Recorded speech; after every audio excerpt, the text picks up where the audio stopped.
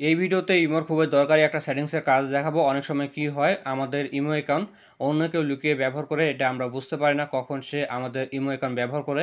কিন্তু আজকের পর থেকে আপনি তা জানতে পারবেন এবং সহজে ধরতে পারবেন আপনার ইমো অ্যাকাউন্ট অন্য কেউ ব্যবহার করছে কিনা। এই জন্য সবার প্রথমে আপনি আপনার প্রোফাইলে আসবেন, এরপর সিকিউরিটি অ্যান্ড প্রাইভেসি এই অপশনে ক্লিক করবেন। এরপর একটু নিচের দিকে আসবেন, এখানে একটা অপশন দেখতে পারবেন ম্যানেজ ডিভাইস, এখানে ক্লিক করবেন।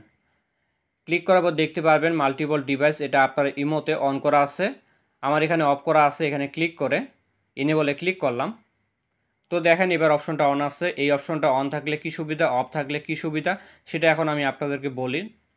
ধরেন আপনার ইমো অ্যাকাউন্ট শুধু আপনার ফোনে ব্যবহার করেন, এখন যদি অন্য কেউ তার ফোনে আপনার ইমো অ্যাকাউন্ট লগ ইন করার চেষ্টা করে, তাহলে এই অপশনের মাধ্যমে আপনি জানতে পারবেন অন্য কেউ আপনার ইমো অ্যাকাউন্ট লগ ইন করেছে তার ফোনে।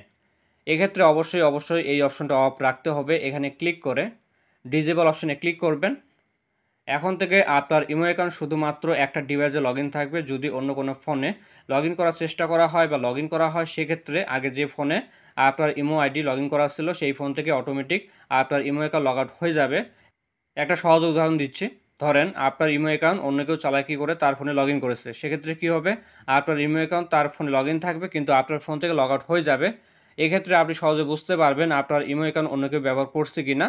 সেক্ষেত্রে আপনি সতর্ক হতে পারবেন এবং আপনি আপনার ফোনে আবারও যখন আপনার নাম্বার দিয়ে ইমো আইডি লগ ইন করবেন, সেক্ষেত্রে তার ফোন থেকে আপনার imo ID automatic log out হয়ে যাবে। তো এই হলো এই অপশনের কাজ। ভিডিওটি ভালো লাগলে ভিডিওতে লাইক করবেন। দেখা হচ্ছে নতুন কোনো ভিডিওতে। সকলে ভালো থাকবেন, ধন্যবাদ।